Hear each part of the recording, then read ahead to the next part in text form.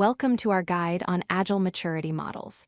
If you are part of a business transformation or helping a team adopt Agile, you have probably heard this term.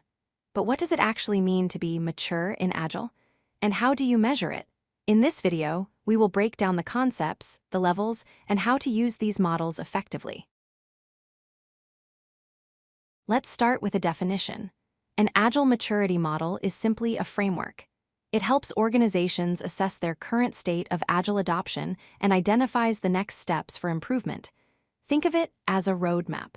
It shows you where you are today and gives you a clear path to where you want to go tomorrow. Why should you care about these models? First, they provide benchmarking, allowing you to compare your progress against industry standards. Second, they give you vision and direction, setting clear goals for your teams. And third, they create alignment, ensuring everyone in the organization speaks the same language when talking about Agile progress. Most models follow a 5-stage structure, similar to the Capability Maturity Model Integration, or CMMI. These levels typically range from Level 1, which is initial and often chaotic, all the way up to Level 5, which is optimizing, where the focus is on continuous improvement. Let's look at these in more detail. At Level 1, initial, processes are unpredictable. Success usually depends on individual heroics rather than a system. It is the we just get it done phase. Moving to Level 2, defined, we start to see basic project management. Teams use boards, roles are assigned, and successes become repeatable on similar projects. Level 3 is consistent. This is a major milestone. Here, we see standardized processes across the organization, not just in isolated teams. Collaboration happens effectively between teams, and Agile becomes the standard way the entire organization operates. At Level 4, measured, decisions become data-driven. You are using quality metrics to predict delivery times accurately. Finally, Level 5 is optimizing.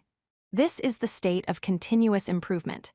Innovation is encouraged, and Agile principles are fully embedded in the company culture. There is no single correct model. You might encounter CMMI, which is very formal and structured.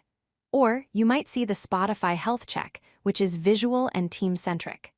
Another great one is the Agile Fluency Model, which focuses on different zones of proficiency rather than a vertical ladder.